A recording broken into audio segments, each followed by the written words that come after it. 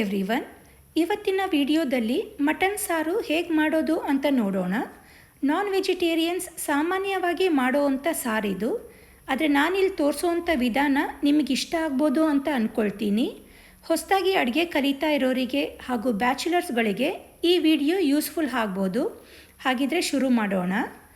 ಒಂದು ಕುಕ್ಕರ್ನಲ್ಲಿ 2 table spoon ಎಣ್ಣೆನ ಕಾಯಿಸ್ಕೊಂಡು 1 table spoon ಸೋಂಪಿನ ಕಾಳು, ಅರ್ಧ ಹೆಚ್ಚಿರೋಂಥ ಈರುಳ್ಳಿನ ಹಾಕಿ ಬಾಡಿಸ್ಕೊಳ್ಳಿ.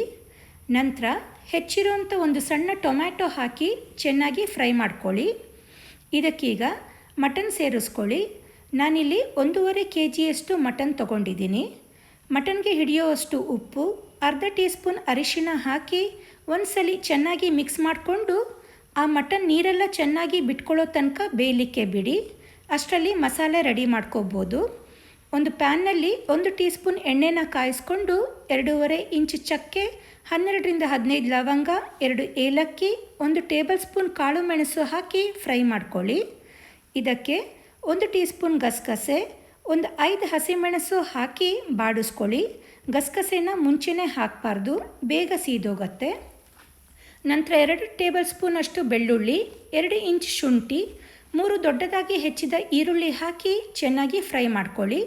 ಈ ಮಸಾಲೆಗಳನ್ನೆಲ್ಲ ಚೆನ್ನಾಗಿ ಹುರ್ಕೊಂಡು ಗ್ರೈಂಡ್ ಮಾಡಿಕೊಂಡ್ರೇ ಆ ಸಾರಿನ ರುಚಿ ಹೆಚ್ಚಾಗೋದು. ಈರುಳ್ಳಿ ಎಲ್ಲ ಚೆನ್ನಾಗಿ ಫ್ರೈ ಆಗಿದೆ. ಇದನ್ನು ಸ್ವಲ್ಪ ಹೊತ್ತು ಹಾರಲಿಕ್ಕೆ ಬಿಡಬೇಕು.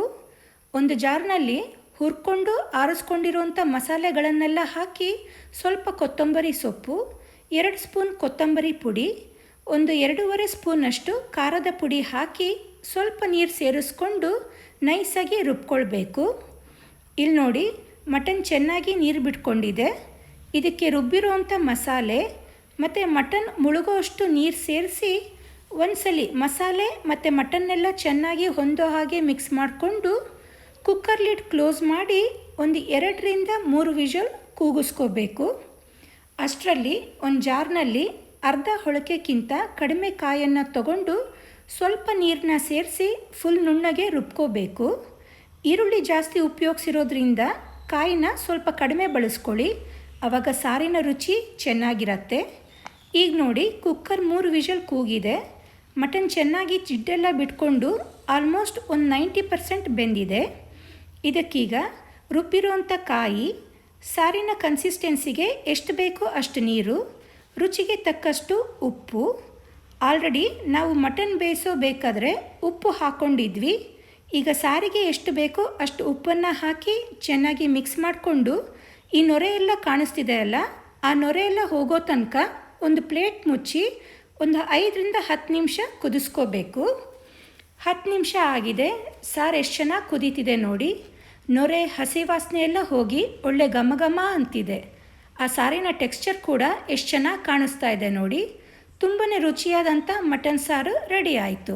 ಬಿಸಿ ಬಿಸಿ ಮುದ್ದೆ, ಅನ್ನ, ಗೀ ರೈಸ್, ಅಕ್ಕಿ ರೊಟ್ಟಿ, ನೀರು ದೋಸೆ ಯಾವುದಕ್ಕೆ ಆದರೂ ಒಳ್ಳೆ ಕಾಂಬಿನೇಷನ್. ನೀವು ಟ್ರೈ ಮಾಡಿ ಹೇಗಿತ್ತು ಅಂತ ತಿಳಿಸಿ. ನಾನು ತೋರಿಸ್ಕೊಟ್ಟ ಅಡುಗೆ ನಿಮಗೆ ಇಷ್ಟ ಆಗಿದೆ ಅಂತ ಅಂದ್ಕೊಳ್ತೀನಿ. ನಿಮಗೆ ಯಾವುದಾದ್ರೂ ರೆಸಿಪಿ ತೋರಿಸ್ಬೇಕು ಅಂತ ಇದ್ದರೆ ಕಮೆಂಟ್ ಮೂಲಕ ತಿಳಿಸಿ, ಖಂಡಿತ ನಾನು ತೋರಿಸ್ಕೊಡ್ತೀನಿ. ಹೀಗೆ ನನ್ನ ಚಾನಲ್ನ ಫಾಲೋ ಆರ್ ಸಬ್ಸ್ಕ್ರೈಬ್ ಮಾಡಿ.